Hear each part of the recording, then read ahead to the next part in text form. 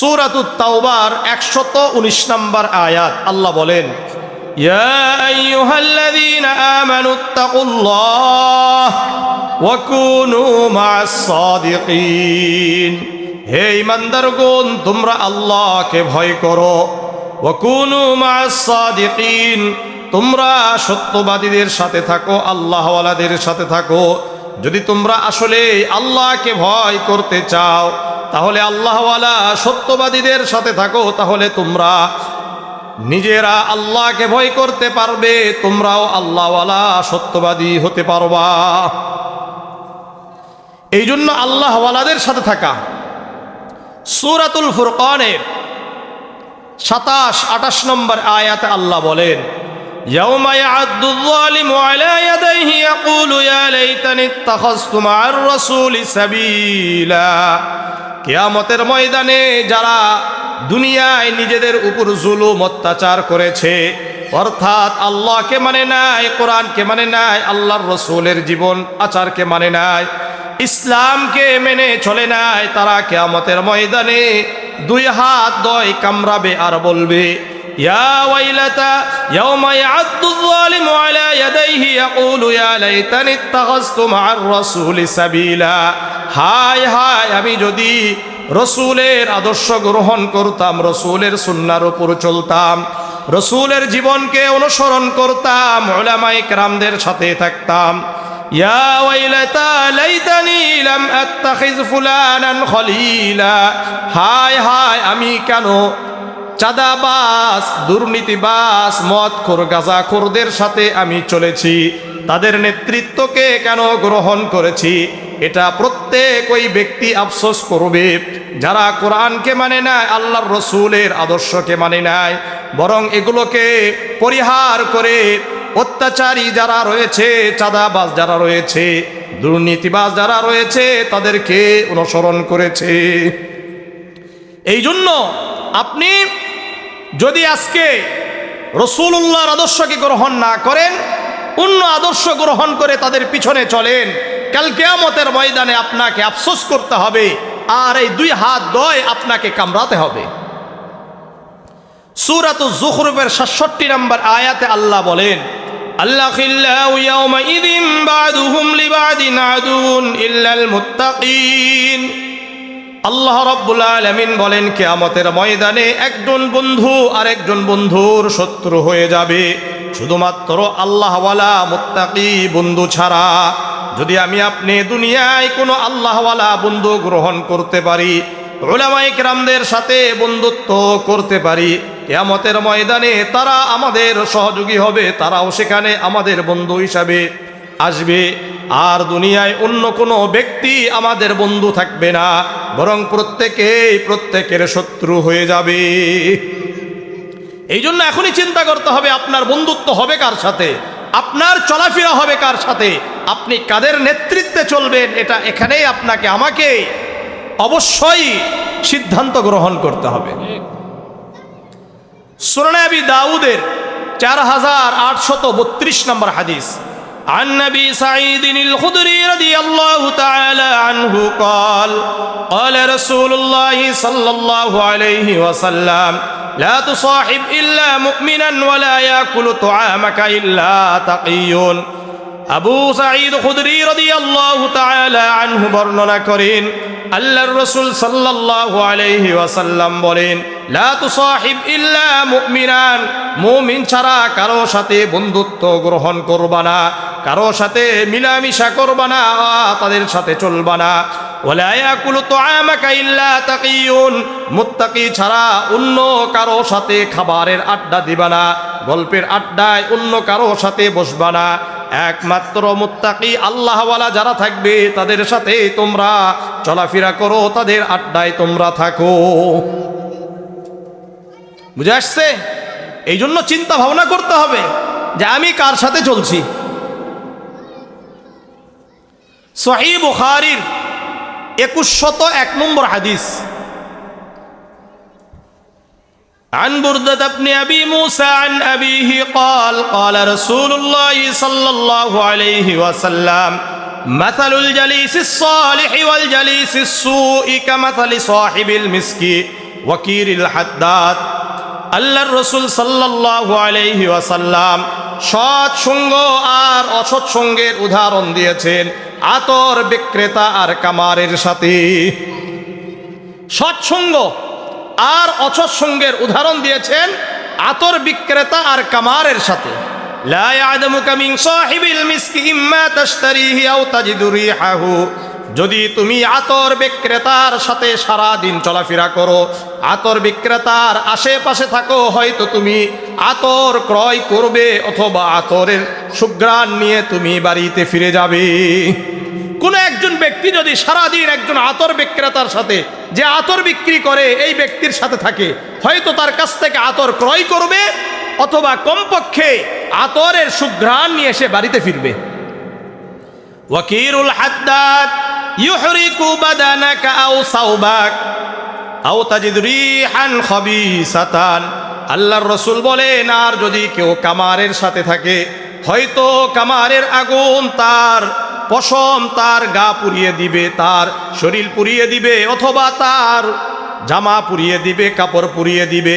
কমপক্ষে আও তাজিদ রিহান খাবিসাতান, কমপক্ষে দুর্গন্ধ অথবা ছাই নিয়ে বাড়িতে ফিরতে হবে।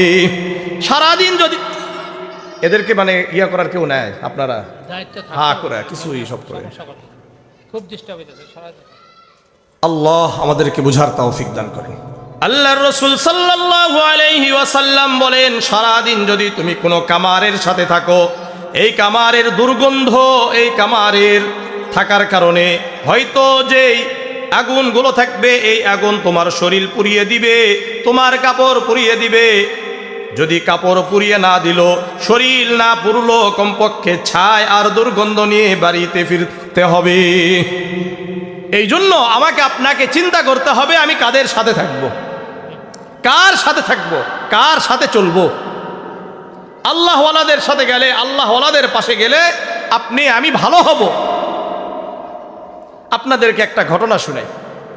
সহিহ মুসলিমের 2766 নম্বর হাদিস, সহিহ বুখারীর 3470 নম্বর হাদিস। এটা عن نبي سعيد الخدري رضي الله تعالى عنه قال إن نبي الله صلى الله عليه وسلم قال كان في من كان قبلكم رجل قتل 99 نفسا। আবু সাঈদ খুদরি রাদিয়াল্লাহু তাআলা আনহু বর্ণনা করেন, আল্লাহর রাসূল সাল্লাল্লাহু আলাইহি ওয়াসাল্লাম বলেন, তোমাদের পূর্বে বনি ইসরাইলের মধ্যে একজন ব্যক্তি ছিল, যে ব্যক্তি 99 জন মানুষকে হত্যা করেছিল। কতজন? 99 জন মানুষকে হত্যা করার পরে তার ভিতরে অনুশোচনা হয়েছে। ফাসালা আন আলামি আহলিল আরদ, জিজ্ঞাসা করেছে দুনিয়ার মধ্যে সবচাইতে বড় আলেমকে। ফাদুল্লা আলা রাহিবিন, একজন রাহেব, একজন ইবাদতকারীর দিকে মানুষ তার রাস্তা দেখিয়েছে, বলেছে অমুক জায়গায় একজন রাহেব রয়েছে, একজন ইবাদতকারী রয়েছে, একজন ইবাদতকারী, একজন রাহেব রয়েছে। ফাতাহু, এই 99 জন কে যেই ব্যক্তি হত্যা করেছে, খুনি, এই ব্যক্তি একজন রাহেব, একজন ইবাদতকারীর কাছে গিয়েছে। যাওয়ার পরে বলেছে, ইন্নাহু ক্বাতালা 99 নাফসান ফাহাল লাহু মিন তাওবাতিন, আমি 99 জন মানুষকে হত্যা করেছি, আমার জন্য কি তওবার দরজা খোলা আছে? ক্বালা লা, ওই ইবাদতকারী আলেম নয়, ইবাদতকারী বলেছে, না না, তোমার জন্য তওবার দরজা খোলা নাই। ফাকাতালাহু ফাকাম্মালা বিহি 100 নাফসিন, সঙ্গে সঙ্গে ওই হত্যাকারী, ওই রাহেব, ওই ইবাদতকারীকেও হত্যা করে 100 পূর্ণ করেছে। যখন বলেছে যে তওবার দরজা খোলা নাই, সঙ্গে সঙ্গে ওই রাহেব, ওই ইবাদতকারীকেও হত্যা করেছে। ফাসালা আন আলামি আহলিল আরদ, আবার জিজ্ঞাসা করেছেন দুনিয়ার মধ্যে সবচাইতে বড় আলেমকে। ফাদুল্লা আলা রাজুলিন আলিমিন, এইবার একজন আলেমকে দেখিয়ে দিয়েছে, একজন আলেমের কথা বলেছে, অমুক জায়গায় একজন আলেম রয়েছে, তার কাছে যাও। ফাতাহু, এই খুনি 100 খুন করার পরে একজন আলেমের কাছে গিয়েছে, যাওয়ার পরে বলেছে, আমি 100 খুন করেছি, 100 হত্যা করেছি। ফাহাল্লাহু মিন তাওবাতিন, আমার জন্য কি তওবার দরজা খোলা রয়েছে? ক্বালা নাআম, সঙ্গে সঙ্গে ওই আলেম বলেছেন অবশ্যই অবশ্যই তোমার জন্য তওবার দরজা খোলা রয়েছে। ওমাই ইয়াহুলু বাইনাহু ওয়া বাইনাত তাওবা, তোমার মাঝে আর তওবার মাঝে কে প্রতিবন্ধক হতে পারে? কোনো প্রতিবন্ধকতা নাই। আল্লাহর কাছে যদি তুমি তওবা করো, আল্লাহর ইবাদত করো, আল্লাহ তোমাকে ক্ষমা করে দিবেন। এরপরে ওই আলেম বললেন ইনতালিক ইলা আরদিন কাযা ওয়া কাযা ফাইন্না বিহা উনাসান ইয়াবুদুনাল্লাহা ফা'বুদিল্লাহা মা'হুম ওয়া লা তারজি' ইলা আরদিক ফাইন্নাহা আরদু সুইন। তুমি অমুক এলাকায় যাও, ওই এলাকার মানুষরা আল্লাহর ইবাদত করে, তুমিও তাদের সাথে আল্লাহর ইবাদত করো। অমুক এলাকায় যাবে, ওই এলাকায় গিয়ে দেখবা সকল মানুষ আল্লাহর ইবাদত করে, তুমিও তাদের সাথে আল্লাহর ইবাদত করবা। ওয়ালা তারজি' ইলা আরদি ওয়ালা তারজি' ইলা আরদি আরদিক, তুমি তোমার এলাকায় আসবা না, কেননা তোমার এলাকাটা খারাপ। এই জন্য তওবার জন্য একটা মূল শর্ত হলো, যেই পরিবেশ, যেই এলাকা, যেই সিস্টেম, যেই পদ্ধতি, যেই এটাকে কি বলে মোবাইল, যেই ডিভাইস আপনাকে গুনাহ করাবে, এই সমস্ত এলাকা, এই সমস্ত জায়গা, এই সমস্ত বন্ধু, এই সমস্ত ডিভাইস আপনাকে পরিত্যাগ করতে হবে, তাহলে আপনার তওবা কবুল হবে। এই জন্য এই আলেম বলছেন তুমি অমুক এলাকায় যাও, ওই এলাকার মানুষরা ইবাদত করে, অর্থাৎ পরিবেশ দরকার। কি দরকার? পরিবেশ দরকার। তুমি পরিবেশে যাও, তুমি আল্লাহর ইবাদত করো, তাদের সাথে তুমি ভালো হয়ে যাবা, তোমার তওবা আল্লাহ কবুল করবেন। ওয়ালা তারজি' ইলা আরদিক ফাইন্নাহা আরদু সুইন, তুমি তোমার এলাকায় ফিরবে না, কেননা তোমার এলাকাটা হলো খারাপ। এই এলাকায় আসলে আবার তুমি গুনাহে লিপ্ত হবে। যেমন আমরা অনেকে বলি যে হুজুর ভালো হয়ে যাব, এরপরে যেই জায়গাগুলো হুজুর ছাড়তে বলেছে এগুলো ছাড়ে না, আবারও সে যেই সেই হয়ে যায়।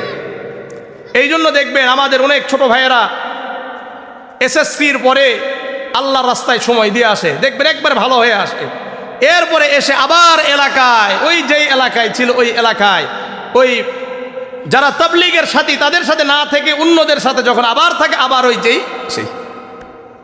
এই জন্য পরিবেশ দরকার। ফানতালাক, সঙ্গে সঙ্গে ওই ব্যক্তি রওনা দিয়েছে। হাত্তা ইদা নাসফাত তরিক, যখন রাস্তার মাঝে গেছে, হাত্তা ইদা আতাহুল মাউত, তার মৃত্যু চলে আসছে। কি আসছে? মৃত্যু চলে আসছে, মৃত্যু হয়ে গেছে। ফাখতাসামাত ফীহি মালাইকাতুর রাহমাতি ওয়া মালাইকাতুল আযাব, এখন রহমতের ফেরেশতা আর আযাবের ফেরেশতারা ঝগড়া লেগেছে। ফাকালাত মালাইকাতুর রাহমাতি জাআ তাইবান মুকবিলান বিকলবিহি ইলাল্লাহি তাআলা, রহমতের ফেরেশতারা বলে এই ব্যক্তি খাঁটি দিলে আল্লাহ তাআলার কাছে তওবা করেছে। وقالت ملائكة العذاب إنه لم يعمل خيرا قط, আর শাস্তির ফেরেশতা, জাহান্নামের ফেরেশতা বলে না না, এই ব্যক্তি কোনো আমল করে নাই, কোনো আমল করে নাই। কিন্তু রহমতের ফেরেশতা কি বলে? খাঁটি দিলে এই ব্যক্তি তওবা করেছে, সুতরাং আল্লাহ রাব্বুল আলামিন তার তওবা কবুল করেছেন। এই জন্য খাঁটি দিলে তওবা করা দরকার। একটা কথা মনে রাখবেন,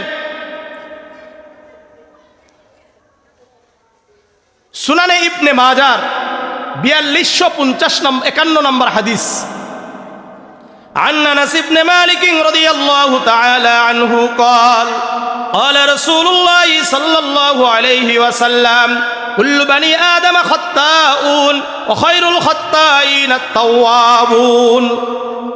আল্লাহর রাসূল সাল্লাল্লাহু আলাইহি ওয়াসাল্লাম বলেন, প্রত্যেক আদমের সন্তান হলো গুনাহগার, তারা গুনাহ করবে, এটা স্বাভাবিক। খায়রুল খাত্তাইন আত-তাওয়াবুন, ওই সমস্ত গুনাহগার আল্লাহর কাছে অধিক প্রিয় যেই সমস্ত গুনাহগার গুনাহ করার পরে আল্লাহর কাছে তওবা করে। কার কাছে তওবা করে? আল্লাহর কাছে তওবা করে। এজন্য যে তওবা করবে সে কেমন হয়ে যাবে?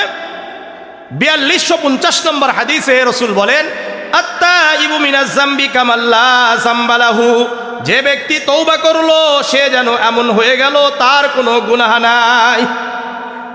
এই জন্য তওবা করতে হবে, তওবা করলে আল্লাহ খুশি হয়। এমনও হাদিস রয়েছে সহিহ মুসলিমের ৭৪৯ নম্বর হাদিস, عن أبي هريرة رضي الله تعالى عنه قال قال رسول الله صلى الله عليه وسلم والذي نفسي بيده, আল্লাহর রাসূল সাল্লাল্লাহু আলাইহি ওয়াসাল্লাম বলেন, ওই সত্তার কসম যেই সত্তার হাতে আমার জীবন রয়েছে, লাউলাম তুযনিবু লাযাহাবাল্লাহু বিকুম, যদি তোমরা গুনাহ না করতে তাহলে আল্লাহ রাব্বুল আলামিন তোমাদেরকে দুনিয়ায় ধ্বংস করে দিয়ে লাজা বিকৌমিন ফায়াস্তাগফিরুনাল্লাহ ফায়াগফির লাহুম লাজা বিকৌমিন ইউযনিমুন, আল্লাহ রাব্বুল আলামিন এমন জাতি দুনিয়ায় আনতেন যারা গুনাহ করত, ফায়াস্তাগফিরুনাল্লাহ, এরপরে আল্লাহর কাছে রুনাজারি করত, কেঁদে কেঁদে আল্লাহর কাছে তওবা করত, আল্লাহ আমি আর গুনাহ করব না, আল্লাহ আমার গুনাহগুলো আপনি ক্ষমা করে দেন। আল্লাহ রাব্বুল আলামিন চান আমার বান্দারা আমার কাছে চক্ষু দিয়ে অশ্রু ঝরে আমার কাছে তওবা করুক, আমি আল্লাহ তাদেরকে ক্ষমা করে দিই। এই জন্য আল্লাহ রাব্বুল আলামিন চান, এই জন্য রাসূল বলছেন যদি তোমরা গুনাহ না করতা আল্লাহ রাব্বুল আলামিন তোমাদেরকে ধ্বংস করে দিয়ে লাজা বিকৌমিন ইউযনিবুন, এমন জাতি দুনিয়াতে আনতেন যারা গুনাহ করত, ফায়াস্তাগফিরুনাল্লাহ, আবার আল্লাহর কাছে ইস্তেগফার করত, তওবা করত, আল্লাহ রাব্বুল আলামিন তাদেরকে ক্ষমা করে দিতেন। এই জন্য আল্লাহর কাছে এটা অনেক প্রিয় একটা আমল। কি আমল? তাওবা ইস্তেগফার করা। এই জন্য তাওবা ইস্তেগফার করবেন ইনশাআল্লাহ। হ্যাঁ, সুনানে আবি দাউদের 1518 নম্বর একটা হাদিস, ইস্তিগফারের কত বড় আমল ইস্তিগফার। عن عبد الله بن عباس رضي الله تعالى عنه قال قال رسول الله صلى الله عليه وسلم من لزم الاستغفار, আব্দুল্লাহ ইবনে আব্বাস রাদিয়াল্লাহু তাআলা আনহু বর্ণনা করেন, আল্লাহর রাসূল সাল্লাল্লাহু আলাইহি ওয়াসাল্লাম বলেন, যে ব্যক্তি ইস্তেগফারকে নিজের জন্য লাজিম করে নিবে, অপরিহার্য করে নিবে, অর্থাৎ ইস্তেগফারের সাথে আটার মতো লেগে থাকবে। কিসের মতো? আটার মতো লেগে থাকবে। আটা লাগলে কি সরে? আটার মতো লেগে থাকবে। ঠিক যেমন নাকি আটা লেগে থাকে, ঠিক তেমনি ভাবে সর্বদা বলবে আস্তাগফিরুল্লাহ আস্তাগফিরুল্লাহ আস্তাগফিরুল্লাহ আল্লাযী লা ইলাহা ইল্লা হুয়াল হাইয়ুল কাইয়্যুম, এভাবে সর্বদা ইস্তেগফার করবে। আল্লাহ রাব্বুল আলামিন জাআলাল্লাহু লাহু মিন কুল্লি দীকিন মাখরাজান, আল্লাহ রাব্বুল আলামিন সকল সংকীর্ণতাকে দূর করে দিবেন। ওয়াহাম্মাহু মিন কুল্লি ফারজান, আল্লাহ রাব্বুল আলামিন জাআলাল্লাহু লাহু মিন কুল্লি দীকিন মাখরাজান ওয়া মিন কুল্লি হাম্মিন ফারজান, আল্লাহ রাব্বুল আলামিন সকল প্রকার দুশ্চিন্তা দূর করে দিবেন। ওয়ারযাকাহু মিন হাইসু লা ইয়াহতাসিব, আল্লাহ তাআলা কল্পনা ছাড়া রিজিকের ব্যবস্থা করে দিবেন। এই জন্য সর্বদা কি করা দরকার? ইস্তেগফার করা দরকার। কি করা দরকার? ইস্তেগফার করা দরকার। আমরা অনেকে ইস্তেগফার করতে চাই না। 5 ওয়াক্ত নামাজের পর ইস্তেগফার করা দরকার। কয় ওয়াক্ত নামাজ? 5 ওয়াক্ত নামাজ। জামিআ তিরমিজির 300 নম্বর হাদিস, রিয়াদুস সালিহিনের 1885 নম্বর হাদিস এবং সুনানে আবি দাউদের 1512 নম্বর হাদিস। এটা عن ثوبان رضي الله تعالى عنه قال كان رسول الله صلى الله عليه وسلم إذا انصرف من صلاته استغفر الله ثلاثا। ثوبان رضي الله تعالى عنه বর্ণনা করেন, আল্লাহর রাসূল সাল্লাল্লাহু আলাইহি ওয়াসাল্লাম বলেন, আল্লাহর রাসূল সাল্লাল্লাহু আলাইহি ওয়াসাল্লাম যখন নামাজ থেকে সালাম ফিরাতেন, আসসালামু আলাইকুম ওয়া রাহমাতুল্লাহ, আসসালামু আলাইকুম ওয়া রাহমাতুল্লাহ, সঙ্গে সঙ্গে আল্লাহর রাসূল 3 বার বলতেন আস্তাগফিরুল্লাহ আস্তাগফিরুল্লাহ আস্তাগফিরুল্লাহ। কয়বার? 3 বার বলা। বলবেন ইনশাআল্লাহ? আজকে থেকে কারা কারা পড়বেন? নামাজের পরে কয়বার ইস্তেগফার? 3 বার। মনে থাকবে না ইনশাআল্লাহ? 3 বার ইস্তেগফার করবেন, খুব গুরুত্বপূর্ণ আমল। ثم قال اللهم أنت السلام ওয়ামিনকাস সালাম তাবারাকতা ইয়া যাল জালালি ওয়াল ইকরাম। নামাজের পর ইস্তিগফার, এরপরে আল্লাহুম্মা আনতাস সালাম ওয়ামিনকাস সালাম তাবারাকতা ইয়া যাল জালালি ওয়াল ইকরাম। গুরুত্বপূর্ণ আমল এটা। আপনাদের যেহেতু নামাজের আমল বললাম, আর দুটা বলি, না বললেই নয়। সুনানে আবি দাউদের 1522 নম্বর আরেকটা হাদিস রয়েছে। عن معاذ بن جبل رضي الله تعالى عنه أن رسول الله صلى الله عليه وسلم أخذ بيده। মুআজ ইবনে জাবাল রাদিয়াল্লাহু তাআলা আনহু বর্ণনা করেন, আল্লাহর রাসূল সাল্লাল্লাহু আলাইহি ওয়াসাল্লাম আমার হাত এইভাবে ধরলেন। কি করছে? হাত ধরেছেন। হাত ধরার পরে বলেন, ইয়া মুআজ, হে মুআজ, ওয়াল্লাহি ইন্নী লাউহিব্বুকা, আল্লাহর কসম করে বলছি আমি তোমাকে ভালোবাসি। ওয়াল্লাহি ইন্নী লাউহিব্বুকা ইয়া মুআজ, আল্লাহর কসম করে বলি আমি তোমাকে ভালোবাসি। কয়বার বলেছেন? মানে কতটা গুরুত্বপূর্ণ হলে আল্লাহর কসম করে বলে আমি তোমাকে ভালোবেসে দিকেই আমি তোমাকে একটা আমল শিখাতে চাই। উসিকা ইয়া মুআজ, হে মুআজ আমি তোমাকে উপদেশ দিচ্ছি, লা তাদআন্না ফি দুবুরি কুল্লি সালাতিন তাকুলু, তুমি 5 ওয়াক্ত নামাজের পরে এই দোয়া পড়তে ভুলবে না। আমার সাথে বলেন, আল্লাহুম্মা আইন্নি আলা যিকরিকা ওয়া শুকরিকা ওয়া হুসনি ইবাদাতিক। আল্লাহুম্মা আইন্নি, হে আল্লাহ আমাকে সাহায্য করুন। আল্লাহুম্মা আইন্নি আলা যিকরিকা, আপনাকে স্মরণ করতে, ওয়া শুকরিকা, আপনার কৃতজ্ঞতা স্বীকার করতে, ওয়া হুসনি ইবাদাতিক, আপনার ইবাদত যেন ভালো করে করতে পারি, এই জন্য আপনি আমাকে সাহায্য করুন। তাহলে 3টা আমল অলরেডি বললাম নামাজের পরে। 1 নম্বর ইস্তেগফার, 2 নম্বর আল্লাহুম্মা আনতাস সালাম, 3 নম্বর আল্লাহুম্মা আইন্নি আলা যিকরিকা। মনে থাকবে ইনশাআল্লাহ। 4 নম্বর আয়াতুল কুরসি পড়া। বুলুগুল মারাম একটা কিতাব রয়েছে, এই কিতাবের 326 নম্বর হাদিস। عن أبي أمامة الباهلي رضي الله تعالى عنه قال قال رسول الله صلى الله عليه وسلم من قرأ آية الكرسي دبر كل صلاة مكتوبة لم يمنعه من دخول الجنة إلا الموت। আবু উমামা আল বাহিলি রাদিয়াল্লাহু তাআলা আনহু বর্ণনা করেন, আল্লাহর রাসূল সাল্লাল্লাহু আলাইহি ওয়াসাল্লাম বলেন, যে ব্যক্তি 5 ওয়াক্ত নামাজের পরে আয়াতুল কুরসি পড়বে। কি? কোন নামাজের পরে? 5 ওয়াক্ত নামাজের পরে আয়াতুল কুরসি পড়বে, লাম ইয়ামনাহু মিন দুখুলিল জান্নাতি ইল্লাল মাউত, এই ব্যক্তি মৃত্যুবরণ করার সঙ্গে সঙ্গে জান্নাতে প্রবেশ করবে। অর্থাৎ তার জান্নাতে যাওয়ার জন্য শুধুমাত্র তার মৃত্যুটাই বাকি থাকবে। এই জন্য আয়াতুল কুরসি পড়া করবেন। আল্লাহ আমাদেরকে কবুল করেন, আল্লাহ আমাদেরকে কবুল করেন। আরেকটা আমল, 5 ওয়াক্ত নামাজের পরে 33 বার সুবহানাল্লাহ, 33 বার আলহামদুলিল্লাহ, 33 বার আল্লাহু আকবার। হ্যাঁ, সহিহ মুসলিমের 1239 নম্বর হাদিস। عن أبي هريرة رضي الله تعالى عنه قال قال رسول الله صلى الله عليه وسلم من سبح الله في دبر كل صلاة 33। আল্লাহর রাসূল বলেন, যে ব্যক্তি 5 ওয়াক্ত নামাজের পরে 33 বার সুবহানাল্লাহ ওয়া হামিদাল্লাহ 33, 33 বার আলহামদুলিল্লাহ ওয়া কাব্বারাল্লাহ 33, 33 বার আল্লাহু আকবার, 33, 33, 33। রাসূল বলেন, ফাতিলকা 99 হয়ে গেল। কত হয়েছে? ওয়াকালা তামামাল মিয়াতি, আর একবার বলে 100 বার পূর্ণ করো। লা ইলাহা, বলেন, ইল্লাল্লাহু ওয়াহদাহু লা শারীকা লাহু লাহুল মুলকু ওয়া লাহুল হামদু ইউহয়ী ওয়া ইউমীত ওয়া হুয়া আলা কুল্লি শাইইন কাদির।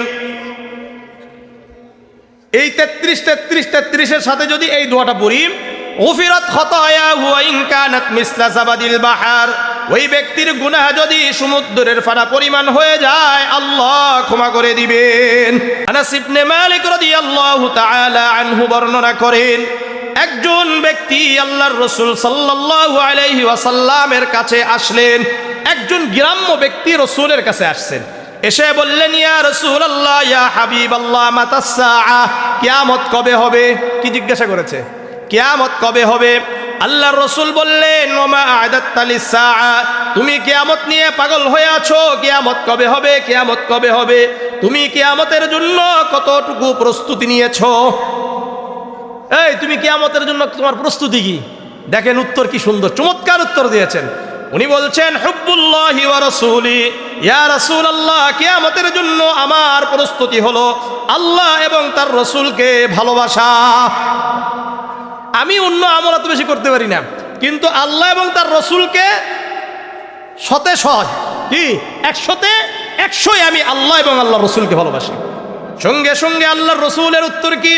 ফাইন্নাকা মা মান আহবাবতা, তুমি দুনিয়ায় যাকে ভালোবাসবে, যাদের সাথে চলবে, যাদেরকে তুমি বন্ধু হিসাবে গ্রহণ করবা, কিয়ামতের ময়দানে তুমি তাদের সাথে থাকবা এবং তাদের সাথেই তুমি জান্নাতে প্রবেশ করবে। এখন আনাস ইবনে মালিক রাদিয়াল্লাহু তাআলা আনহু এই হাদিসের বর্ণনাকারী, উনি বলছেন, ফামা ফারিহনা বাদাল ইসলামি ফারহান আশাদ্দা মিন কওলিন নবী সাল্লাল্লাহু আলাইহি ওয়াসাল্লাম।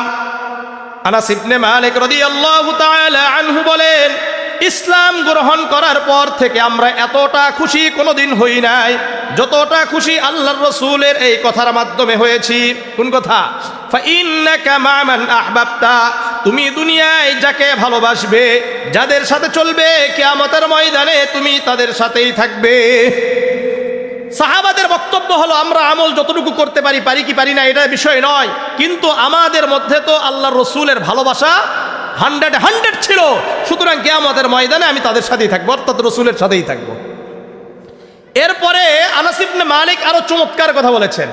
আনাস ইবনে মালিক রাদিয়াল্লাহু তাআলা আনহু বলেন, ফাআনা উহিব্বুল্লাহ ওয়া রাসূলাহু ওয়া আবু বকর ওয়া উমর, আমি আল্লাহকে ভালোবাসি, আল্লাহর রাসূলকে ভালোবাসি, আবু বকর এবং উমর রাদিয়াল্লাহু তাআলা আনহুমাকেও ভালোবাসি।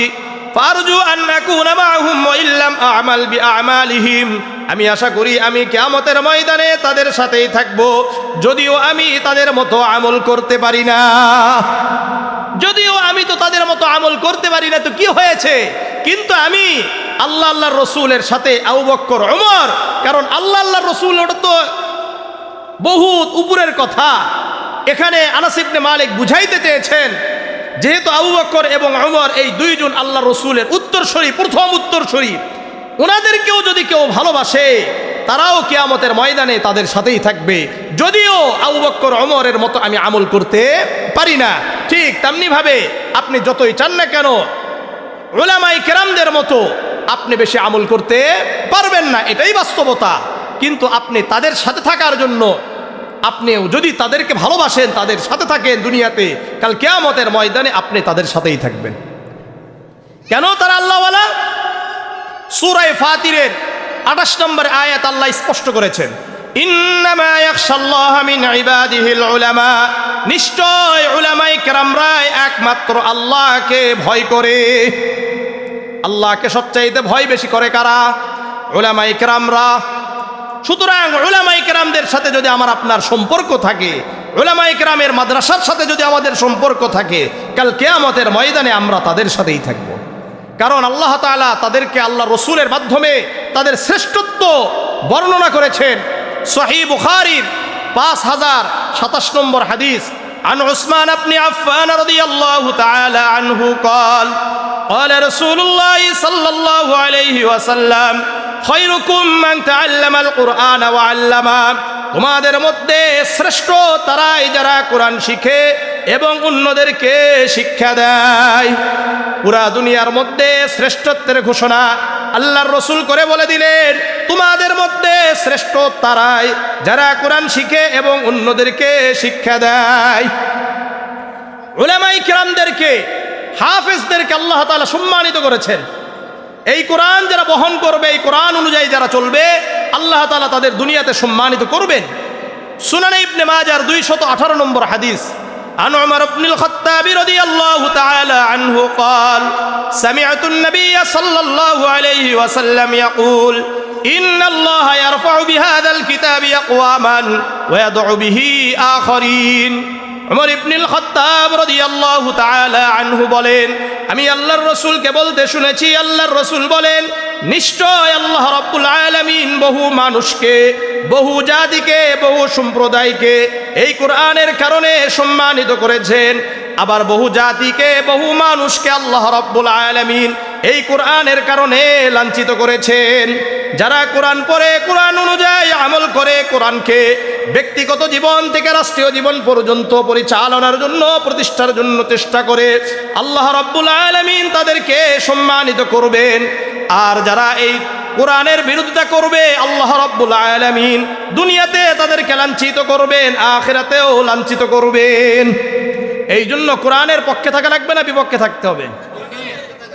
হ্যাঁ, শুধু কি তাই? সহিহ মুসলিমের 422 নম্বর হাদিস, عن نبي مالك الأشعري رضي الله تعالى عنه قال قال رسول الله صلى الله عليه وسلم الطهور شطر الإيمان। আবু মালিক আশআরী রাদিয়াল্লাহু তাআলা আনহু বর্ণনা করেন, আল্লাহর রাসূল সাল্লাল্লাহু আলাইহি ওয়াসাল্লাম বলেন, পবিত্রতা হলো ঈমানের অঙ্গ। আলহামদুলিল্লাহি তামলাউল মিজান, যখন বান্দা বলবে আলহামদুলিল্লাহ বলেন, সঙ্গে সঙ্গে মিজানের পাল্লা ভারী করে দেওয়া হবে। ও সুবহানাল্লাহি আলহামদুলিল্লাহি তামলাআনি তামলাউ মা বাইনাস সামাওয়াতি ওয়াল আরদ, যখন বান্দা বলবে সুবহানাল্লাহ আলহামদুলিল্লাহ, সঙ্গে সঙ্গে আসমান আর জমিনের মাঝে ফাঁকা জায়গাকে আমল দ্বারা, নেকি দ্বারা পরিপূর্ণ করে দেওয়া হবে। ওয়াসসালাতু নূরুন, নামাজ হলো আলো। ওয়াসসাদাকাতু বুরহানুন, সাদকা দান হলো এটা দলিল স্বরূপ। ওয়াসসাবরু জিয়াউন, আর ধৈর্য ধারণ করা এটা হলো জ্যোতি। ওয়াল কুরআনু হুজ্জাতুল লাকা ওয়া আলাই, কুরআন তোমার জন্য পক্ষে সাক্ষী দিবে অথবা বিপক্ষে সাক্ষী দিবে। যারা কোরআনের পক্ষে কাজ করবে, এই কোরআন কিয়ামতের ময়দানে পক্ষে সাক্ষী দিবে। আর যারা কোরআনের বিরোধিতা করবে, বিরোধিতার অর্থ হলো কোরআন পড়ার বিরোধিতা করবে, কোরআন তাফসীরের বিরোধিতা করবে, কোরআনের মাদ্রাসার বিরোধিতা করবে, কোরআন ব্যক্তিগত জীবন, পারিবারিক জীবন, সামাজিক জীবন, রাষ্ট্রীয় জীবনে প্রতিষ্ঠার বিরোধিতা করবে, এই কোরআন তাদের বিপক্ষে কিয়ামতের ময়দানে সাক্ষী দিবে। কুল্লুন নাস ইয়াগদু ফাবাইউন নাফসাহু ফামুতিকুহা আও মুবিকুহা, প্রত্যেক ব্যক্তি সকালে উঠে নিজেকে বিক্রি করে দেয়। কেউ আল্লাহর কাছে বিক্রি করে জান্নাতের উপযুক্ত হয়ে যায়, কেউ শয়তানের কাছে বিক্রি করে জাহান্নামের উপযুক্ত হয়ে যায়। যারা ফজরে উঠে 5 ওয়াক্ত নামাজ, ফজরে উঠে ফজরের সালাতের জন্য যায়, কোথায়? মসজিদে গেল। এই ব্যক্তি আল্লাহর কাছে নিজেকে বিক্রি করে জান্নাতের উপযুক্ত হয়ে গেল। আর যেই ব্যক্তি ফজরের নামাজ আদায় করলো না, এই ব্যক্তি নিজেকে শয়তানের কাছে বিক্রি করে দিল।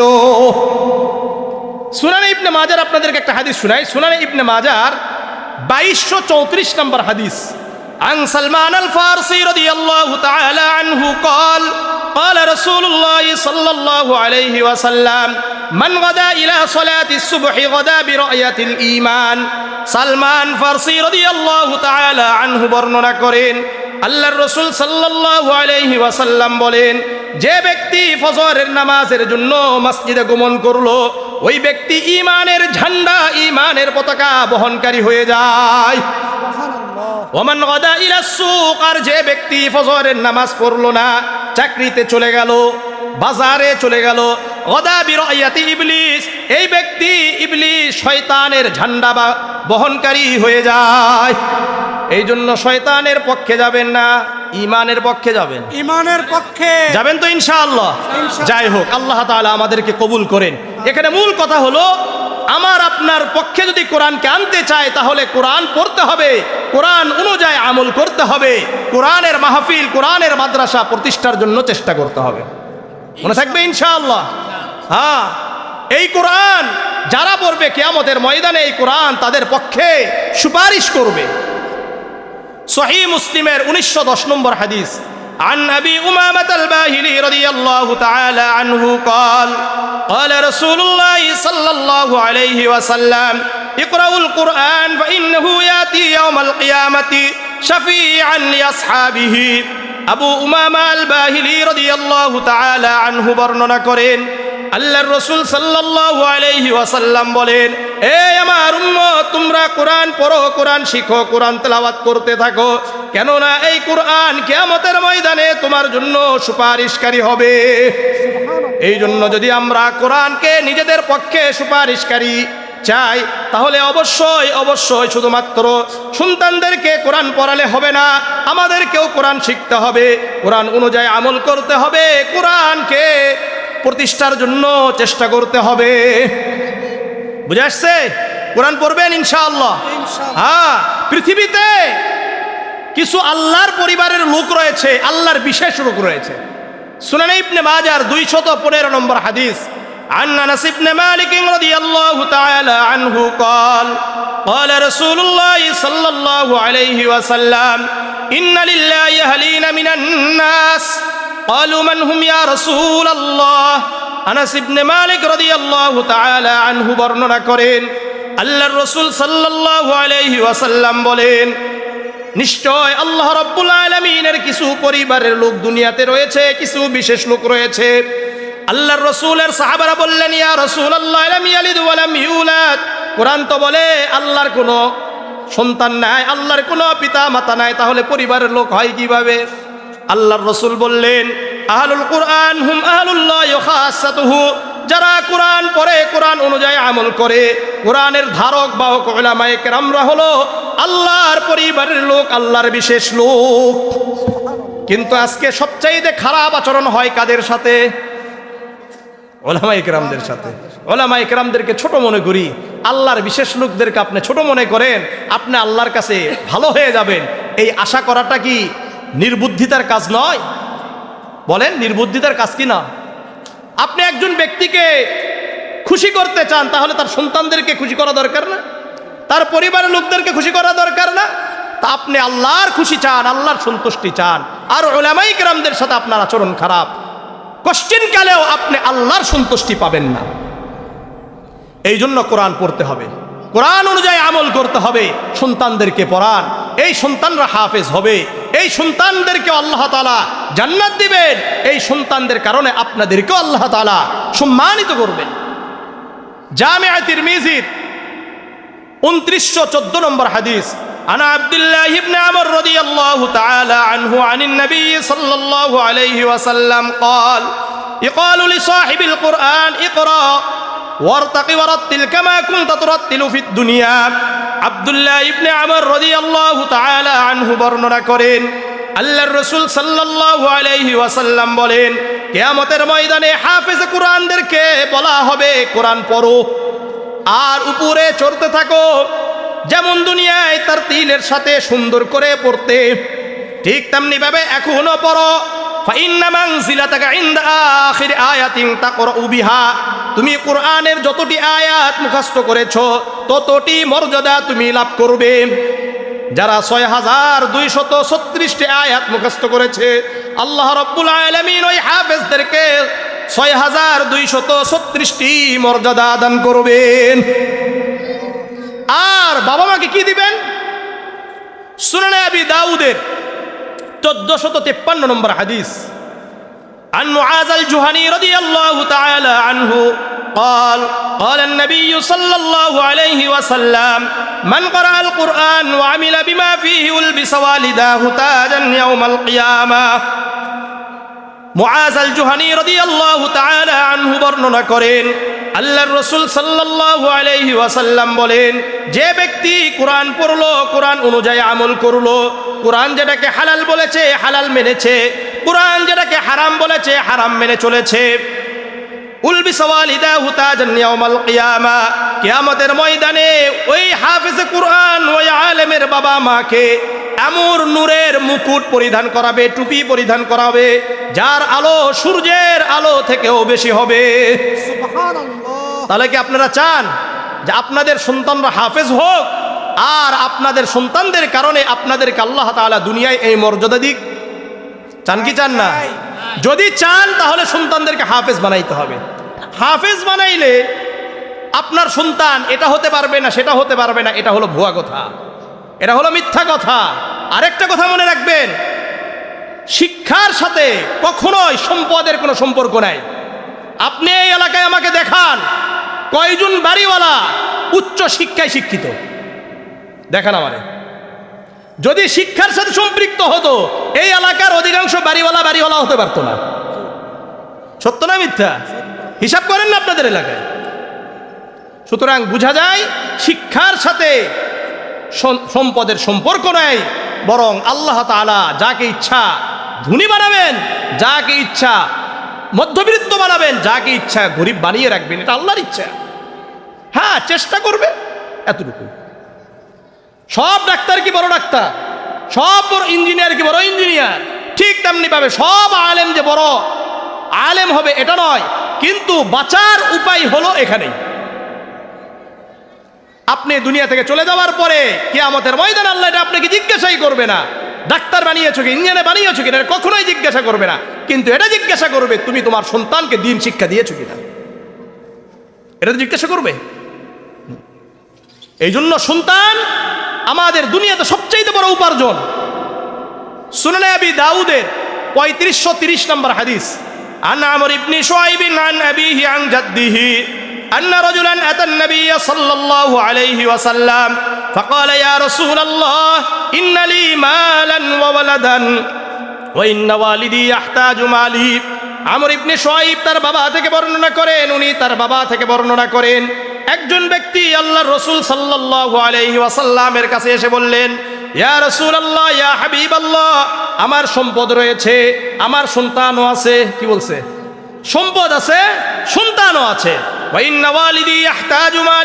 আবার আমার বাবা মা বেঁচে আছেন, তাদের জন্য আমার খরচও করতে হয়।